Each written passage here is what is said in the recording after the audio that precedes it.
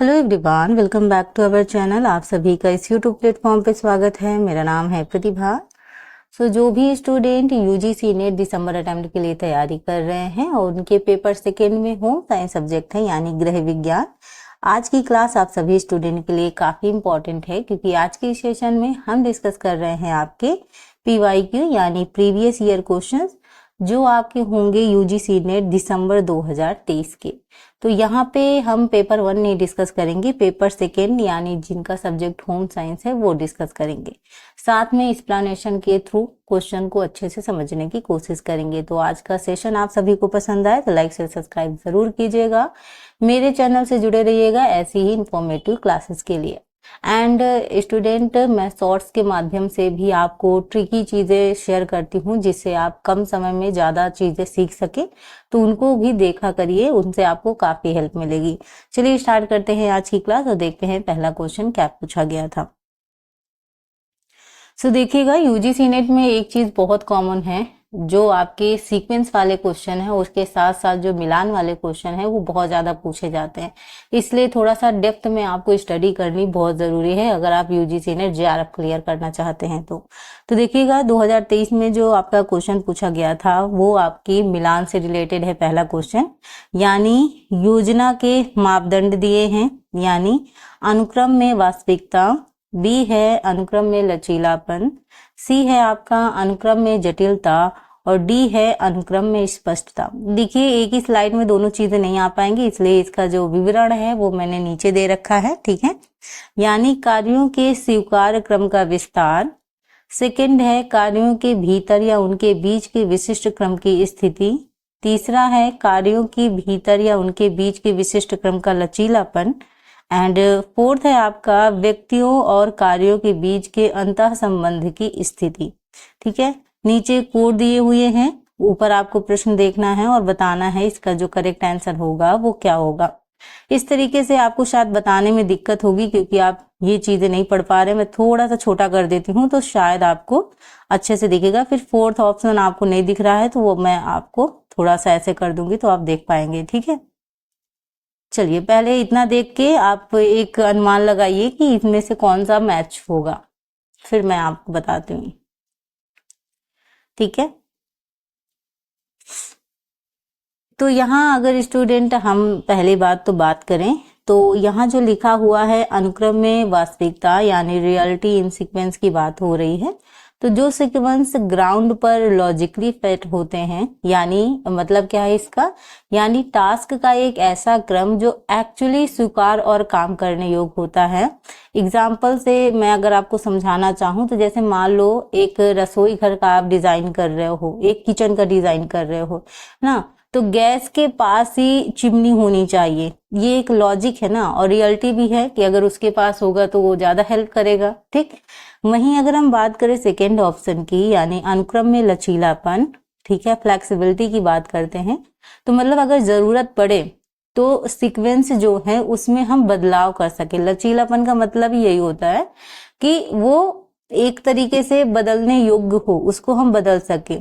जैसे मान लो कोई भी, जैसे मान लो कि ट्रेनिंग शेड्यूल है, ठीक है, और आप टॉपिक पढ़ा रहे हो, ठीक है, तो आप पहले पढ़ा रहे हो कि बात पढ़ा रहे हो, डिपेंड करता है लर्नर पर, है ना। तो उसमें बदलाव किया जा सकता है सुटेबल के हिसाब से, जैसे आपको कंफर्टेबल लगे, है ना। वहीं अगर हम बात करें अनुक्रम में जटिलता की, ठीक है, यानी जो आपका कॉम्प्लेक्सिटी है, यानी काम और लोग के बीच आप संबंध जितने कॉम्प्लेक्स होंगे उतने ही एक तरीके से हम केयरफुल सीक्वेंस लगा सकते हैं। यानी एक तरीके से कुछ चीजें ऐसी होती हैं, जैसे मान लो एग्जाम्पल के थ्रू अगर मैं आपको बताऊं तो शायद आप इजी तरीके से समझ पाएंगे। जैसे हॉस्पिटल वार्ड मैनेजमेंट है तो वहां नर्स काम करती हैं, आपके डॉक्टर काम करते हैं, ठीक है। तो इनका जो चीजें हैं सबके सेम नहीं हो सकती, सबकी जो चीजें हैं वो कॉम्प्लेक्स तरीके से है, यानी थोड़ा सा बहुत ज्यादा आपका इजी नहीं है, थोड़ा जटिलता वाला चीज है। वहीं अगर हम बात करें अनुक्रम में स्पष्टता की, क्लैरिटी की बात करें, तो यानी क्या है कि सीक्वेंस जो है वो साफ साफ लिखा हो, मतलब कौन सा काम पहले करना है, कौन सा काम बाद करना है, ये स्पष्ट होना चाहिए, ये क्लियर होना चाहिए, है ना। जैसे एग्जाम कंडक्ट कोई कराता है, प्लान बनाता है, ठीक है भाई, पहले एडमिट कार्ड आएगा, इशू होगा, फिर सिटिंग वगैरह होगी, फिर धीरे धीरे करके लास्ट में इवेल्युएशन होता है। तो ये जो सीक्वेंस बनता है वो क्लियर रहता है कि पहले हमें क्या चीज करनी है, देन फिर हमें क्या करना है। तो यहाँ पे क्लैरिटी होना क्या है, जरूरी होता है, ठीक है। तो यहाँ अगर हम बात करें स्टूडेंट इसके मिलान की, तो इसका जो आपका मिलान होगा वो सही होगा आपका 1342। मिला लेते हैं इसको, ठीक है। 1342 आपका क्या होगा, करेक्ट आंसर होगा, ठीक है। देखो, तो यहाँ पे जो आपका अनुक्रम में वास्तविकता है, जो आपका पहला है अनुक्रम में वास्तविकता, इसका होगा कार्यों के स्वीकार्य क्रम का विस्तार, यानी extension of the acceptable sequence of actions, ठीक है। नेक्स्ट है आपका अनुक्रम में लचीलापन। तो अनुक्रम में लचीलापन का होगा कार्यों के भीतर या उनके बीच के विशिष्ट क्रम का लचीलापन। देखो यहाँ लचीलापन से थोड़ा सा मैच करने में आसानी हो रही है। वहीं अगर थर्ड की बात करें आपका सी का, तो अनुक्रम में जटिलता। अब अनुक्रम में जटिलता में आपका जो होगा वो होगा व्यक्तियों और कार्यों के बीच अंतः संबंध की स्थिति, ठीक है। एंड लास्ट जो है आपका अनुक्रम में स्पष्टता। सो इसका आपका जो करेक्ट जाएगा वो होगा आपका, वेट रुकेगा, वो होगा कार्यों के भीतर या उनके बीच के विशिष्ट क्रम की स्थिति, ठीक है। सो इस तरीके से आपका क्या लगेगा, क्रम लगेगा। और आपका जो करेक्ट आंसर है स्टूडेंट वो है ए, यानी फर्स्ट, थर्ड, फोर्थ एंड 2, ठीक। आई होप आपको क्लियर हुआ होगा। नेक्स्ट क्वेश्चन आपसे पूछा गया है, किसी भी जनसंख्या में एक सामान्य वितरण हेतु मध्य से ऊपर और नीचे एक मानक विचलन के भीतर लगभग कितने प्रेक्षण होंगे, ठीक है। तो किसी भी जनसंख्या में, किसी भी पॉपुलेशन में एक सामान्य वितरण हेतु मध्य से ऊपर और नीचे एक मानक विचलन के जो भीतर लगभग, ठीक है, फिक्स चीज नहीं, लगभग का मतलब उससे के थोड़ा सा आसपास, कितने प्रेक्षण होंगे। आपके ऑप्शंस हैं 1/4, 1/3, आधा या फिर 2/3। देखिएगा क्वेश्चन ध्यान से, बताइएगा इसका जो करेक्ट आंसर होगा वो क्या होगा, बताइएगा। तो यहाँ पे स्टूडेंट इसके करेक्ट आंसर की अगर हम बात करें, सो इसका जो राइट आंसर होगा वो होगा आपका 2/3, यानी 2/3, ठीक। तो जो स्टैटिक्स में जो डाटा होता है, डेटा एक बेल शेप कर्व फॉलो करता है, ठीक है। और यहाँ पे मतलब मेन क्या होता है, जो चीज होती है, जो एवरेज होता है वो बीच में होता है।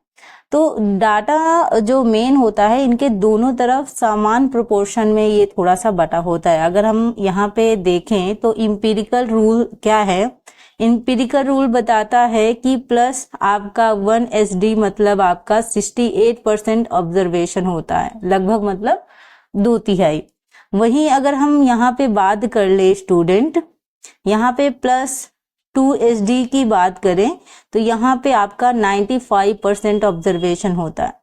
एंड वहीं पे अगर हम बात करें प्लस 3 SD की, तो यहाँ पे आपका लगभग 99.7% ऑब्जर्वेशन होता है। यानी क्या होता है इसमें कि ज्यादातर ये जो एग्जाम मार्क्स होते हैं ये हाई वेटेज डेटा, यानी अगर IQ स्कोर पैटर्न में थोड़ा सा ये रहता है।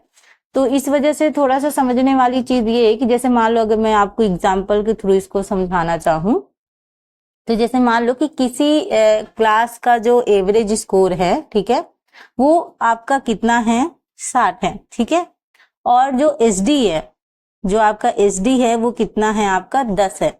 तो यहाँ जो 50 से 70 के बीच लगभग कितने परसेंट स्टूडेंट होंगे, वो होंगे आपके 68%, ठीक है। तो मेरा जो समझाना था वो यही था कि अगर मान लो किसी भी क्लास का जो एवरेज स्कोर है वो अगर 60 है, ठीक है, और जो SD है वो कितना है आपका 10 है, तो यानी आपका 50 से लेकर 70 के बीच लगभग कितने परसेंट स्टूडेंट होंगे, वो होंगे आपके 68% स्टूडेंट, राइट।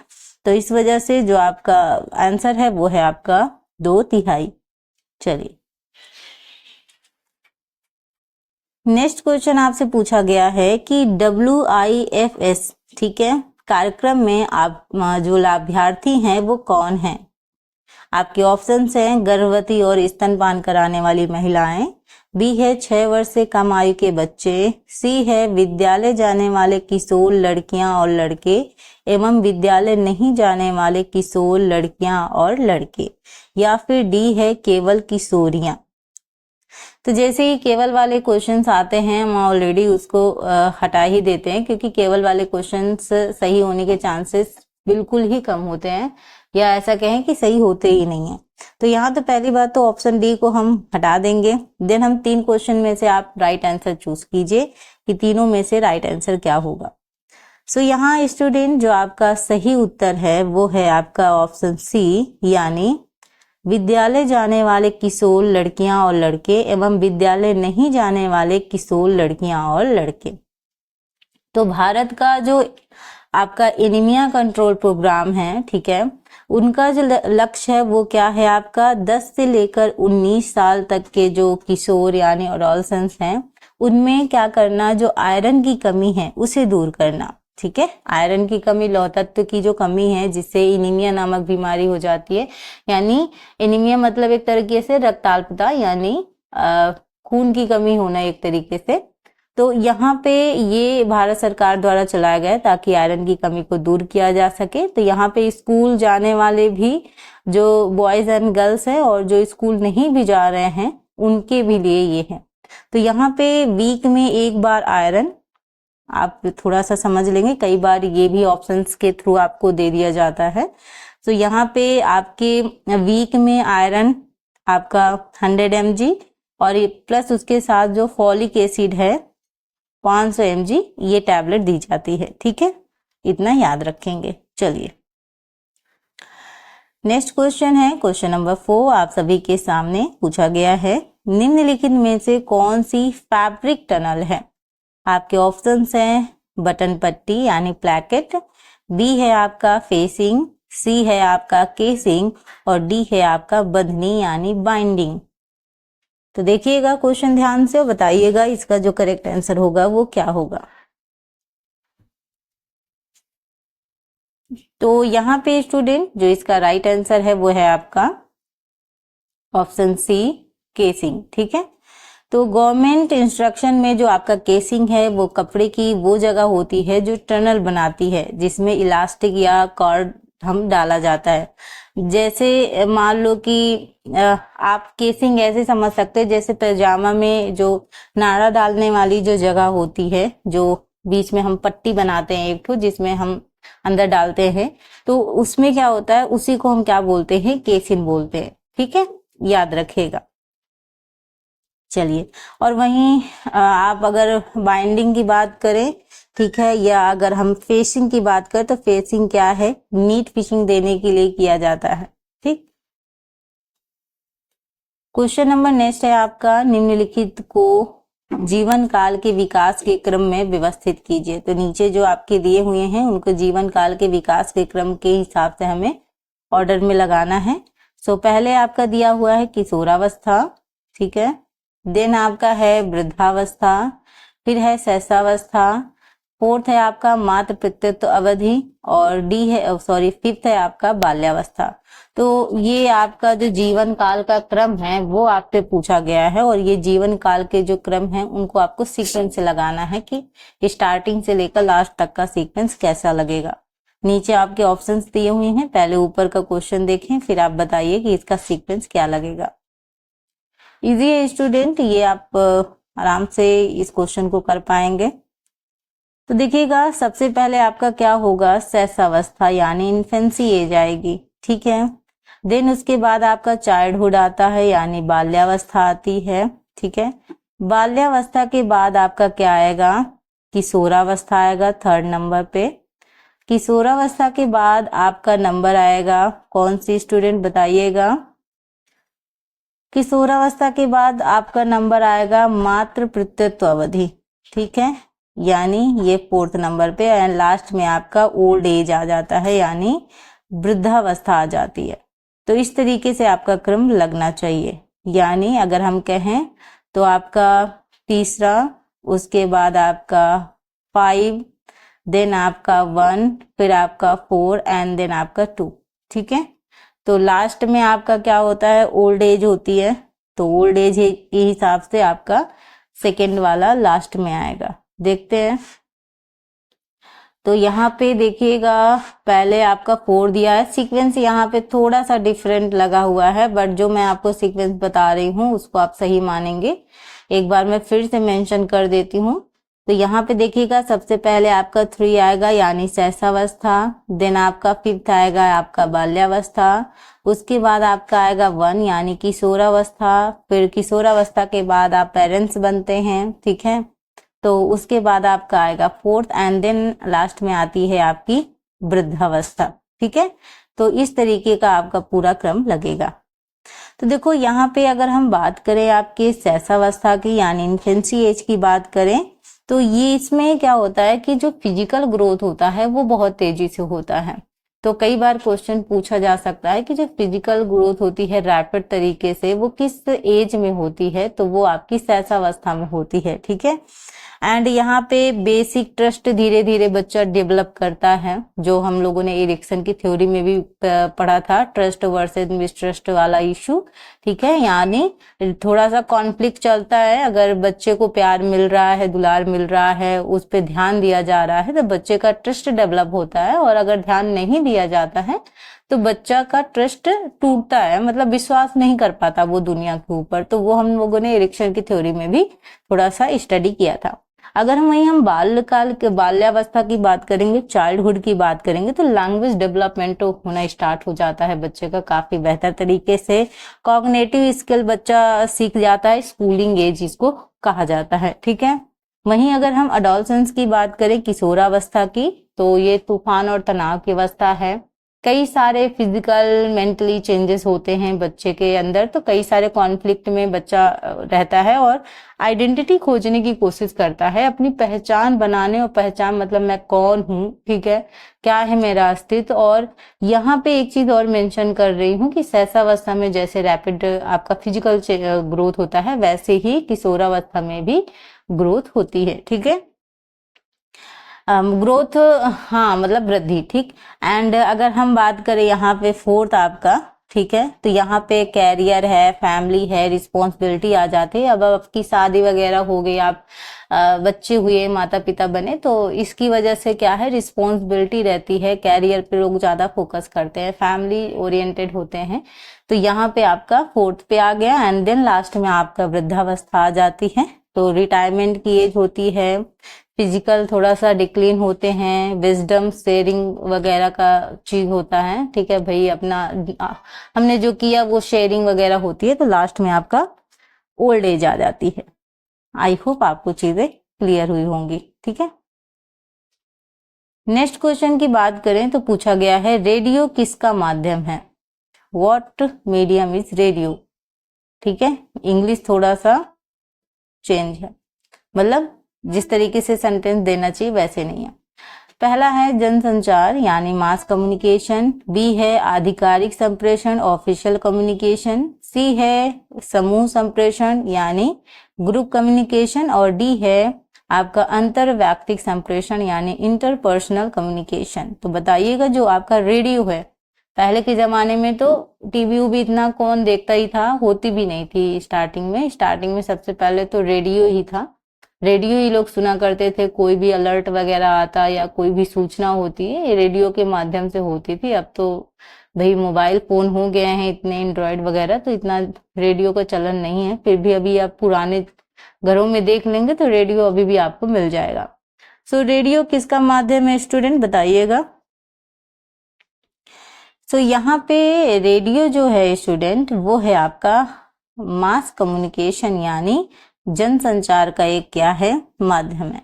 तो कम्युनिकेशन के लेवल हैं अलग अलग। तो इंटरपर्सनल मतलब दो लोगों के बीच का जो संचार है, ठीक है। ग्रुप आप समझ ही रहे हैं, ठीक है। उसके साथ साथ अगर हम मास कम्युनिकेशन की बात करें तो एक बड़े ऑडियंस तक एक संदेश भेजना, यानी ज्यादा बड़े समूह में संदेश भेजना, वो आपका मास कम्युनिकेशन होता है। जैसे हमने आपसे बात की रेडियो।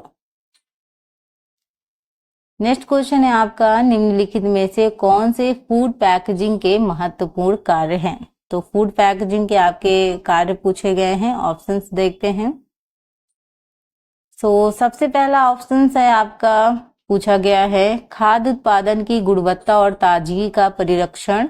दूसरा है खाद्य उत्पादन के स्वाद को बढ़ाना। तीसरा है उपभोक्ताओं को अच्छे उत्पाद के बारे में सूचना प्रदान करना।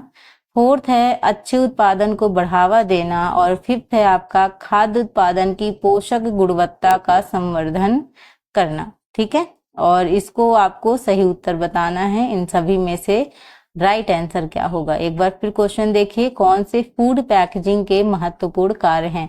तो आपको फूड पैकेजिंग के फंक्शंस बताने हैं, क्या हैं? देखिए ऑप्शन सभी आपके सामने हैं, ध्यान से पढ़िए और फिर बताइए इसका आपका करेक्ट आंसर क्या जाएगा।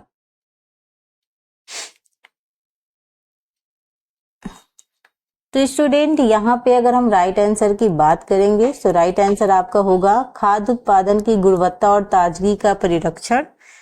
उसके बाद उपभोक्ताओं को अच्छे उत्पाद के बारे में सूचना प्रदान करना। और फोर्थ है आपका अच्छे उत्पादन को क्या करना? बढ़ावा देना।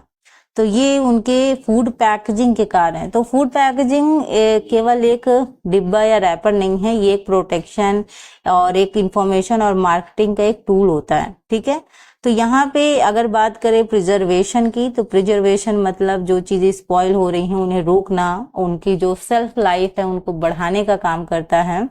ठीक है, वहीं अगर हम इंफॉर्मेशन की बात करेंगे, ठीक है, तो इंफॉर्मेशन एक तरीके से आपका क्या है? एक तरीके से एक्सपायरी जो डेट है उसके बारे में बताना, इंग्रेडिएंट जो पड़े हैं या जो न्यूट्रिशंस हैं उनके फैक्ट को बताना। ठीक है, वहीं अगर हम बात करें प्रमोट गुड प्रोडक्ट की बारे में बात करें तो यहाँ पे अट्रैक्टिव पैकेजिंग, ठीक है, थोड़ा सा ऐसी पैकेजिंग, कई बार क्या होता है कि सामान चाहे उतना अच्छा ना हो लेकिन अगर पैकेजिंग बहुत अच्छे से होती है तो वो लोगों को अट्रैक्ट करती है अपनी ओर, वो खरीदने के लिए आपको अट्रैक्ट करेगी कि नहीं मुझे ये चीज खरीदना चाहिए, चाहे वो अंदर से, वो मतलब मेरे कहने का मतलब ये नहीं कि वो अंदर से सच में अच्छी है नहीं है, वो अलग बात है, लेकिन पैकेज में पैकेजिंग अगर अच्छी होती है तो वो ज्यादा जो ग्राहकों को अट्रैक्ट करती है। तो इस वजह से जो आपका ऑप्शंस जो मैंने आपको बताया, एक तो आपका ऑप्शन ए है,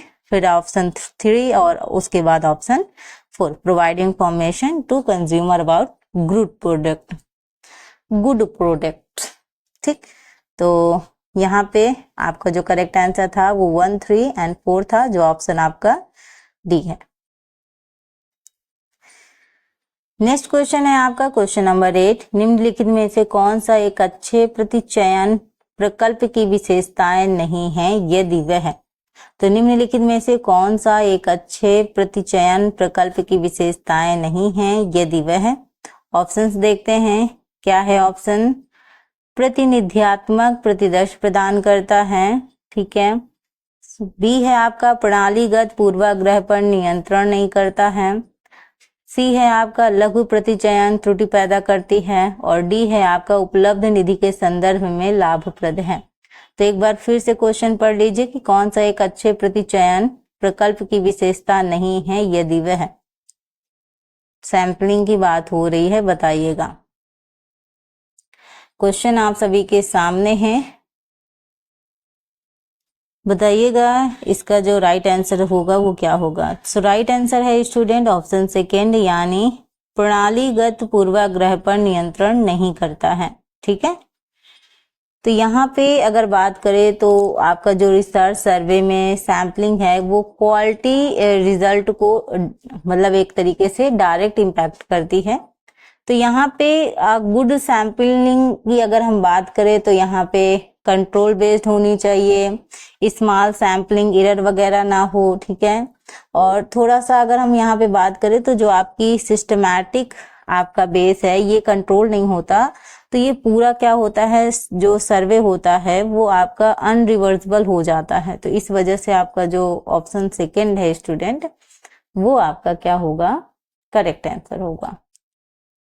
ठीक है, चलिए नेक्स्ट क्वेश्चन है, आप सभी के सामने पूछा गया है कि एक आवासीय भवन के कार्य क्षेत्र में सम्मिलित है। तो एक आवासीय भवन के कार्य क्षेत्र में सम्मिलित है रसोई घर, बी है आपका सेकेंड मतलब बैठक, थर्ड है आपका लॉन्ड्री क्षेत्र, फोर्थ है आपका लॉन और फिफ्थ है आपका बाल कक्ष।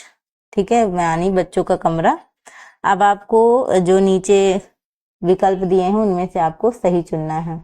तो एक आवासीय भवन के कार्य क्षेत्र में सम्मिलित है, ये आपको बताना है क्या सम्मिलित है। क्वेश्चन देखिए, बताइएगा इसका आंसर क्या होगा। तो यहाँ पे अगर हम बात करें तो ऑप्शन पहला आपका सही है, यानी आपका किचन, और थर्ड है आपका लॉन्ड्री क्षेत्र, ये आपका सही है, यानी फर्स्ट एंड थर्ड आपका सही है। ठीक है, तो घर के एरिया तीन कैटेगरी में थोड़ा बटे होते हैं। एक होता है लिविंग या सोशल आप कह सकते हैं, जैसे ड्राइंग रूम हो गया, आपका लॉन हो गया, मीटिंग हॉल वगैरह हो गया, वो उस पे आते हैं। वहीं एक आपका स्लीपिंग एरिया होता है जिसे हम प्राइवेट कह सकते हैं, तो बेडरूम हो गया या आपके बच्चों के कमरे वगैरह हो गए। वहीं अगर हम थर्ड की बात करें तो आपका फंक्शनल या जो आप काम वगैरह करते हैं, वर्क वगैरह करते हैं, जैसे किचन हो गया, लॉन्ड्री हो गया, ठीक है, और ये सारी चीज उसमें आ जाता है। ठीक है, तो यहाँ पे जो आपका करेक्ट आंसर है स्टूडेंट, वो है आपका फर्स्ट एंड आपका थर्ड, यानी ऑप्शन जो आपका बी है वो आपका क्या होगा, करेक्ट आंसर होगा। तो ये जो आपके क्वेश्चन है स्टूडेंट, ये आपके यूजीसी नेट दिसंबर 2023 में पूछे गए थे क्वेश्चन, और काफी अच्छे लेवल के क्वेश्चन है। यूजीसी नेट में इस लेवल के क्वेश्चन पूछे जाते हैं। और अगर हम बात करें तो चाहे आप जीआईसी की तैयारी कर रहे हो या आप अभी जीआईसी में, तो अभी कोई चीज क्लियर नहीं हुई है कि कब तक उसका विज्ञापन आएगा। प्लस अभी जो लोग एलटी की तैयारी कर रहे हैं वो लोग यूजीसी नेट की क्लास जरूर देखा करें, क्योंकि यूजीसी नेट के जो क्वेश्चंस हैं वो एलटी में लगभग पूछे जाते हैं। तो इसलिए अगर आप एलटी वगैरह की तैयारी करते हैं तो इसके क्वेश्चन आपको बहुत हेल्प करेंगे। देखिए टीजीटी पीजीटी और यूजीसी नेट का लेवल थोड़ा सा डिफरेंट है। मैं ये नहीं कहूंगी सिलेबस बहुत ज्यादा चेंज है, नहीं, लेकिन जो क्वेश्चनों का लेवल है, जिस तरीके से टफ क्वेश्चन यूजीसी नेट में पूछे जाते हैं, लॉन्ग टाइप के थोड़ा सा, ठीक है, उस तरीके के क्वेश्चन टीजीटी पीजीटी पे नहीं पूछे जाते हैं। वो आपके वन लाइनर फॉर्म में होते हैं जो आपको इजी तरीके से मतलब आप कर सकते हो। लेकिन यहाँ जो आपके क्वेश्चन होते हैं उनको सीक्वेंस लगाना पड़ता है, कई बार मिलान के थ्रू बहुत ज्यादा पूछ लिए जाते हैं, तो इसलिए थोड़ा सा तैयारी आपको डेप्थ में करनी होगी। तो स्टूडेंट ये रही आज की क्लास। अभी हम लोग आगे के जो क्वेश्चंस हैं उनको भी सॉल्व करेंगे, धीरे धीरे ये सारे क्वेश्चन सॉल्व होंगे। बहुत बड़ी क्लास में लेकर इसलिए नहीं आती हूँ क्योंकि फिर चीजें बहुत ज्यादा समझ में नहीं आती हैं, तो कोई फायदा नहीं है। इसलिए थोड़ा थोड़ा करके हम चीजें करेंगे, और बाकी चीजें मैं कुछ शॉर्ट्स के माध्यम से भी आपसे डिस्कस करती हूँ। जो ट्रिकी चीजें हैं, जैसे हमने आपके नेचुरल फाइबर्स की बात की, आगे जाके और भी आपको ऐसी ही क्लासेस मिलेंगी, ऐसी ही वीडियो मिलेंगी, जिससे आप थोड़ा सा ट्रिकी चीजें भी अगर आप सीखोगे तो कम समय में ज्यादा चीजें आपको याद हो जाएंगी। तो उसको भी देखा करिए। अगर अभी तक आप हमारे टेलीग्राम चैनल से नहीं जुड़े हैं तो प्लीज जुड़िए। वहां पे आपको जुड़ के ये होगा कि पीडीएफ भी मिलेगी, और साथ में अगर क्लास थोड़ा लेट वगैरह होती है तो वो भी इंफॉर्मेशन मैं वहां पे प्रोवाइड करती हूँ। ये सेशन स्टूडेंट पसंद आया हो तो लाइक से सब्सक्राइब जरूर कीजिएगा, बने रहिएगा ऐसे ही हमारे चैनल के साथ। Thank you for watching. Thank you so much student. Bye bye.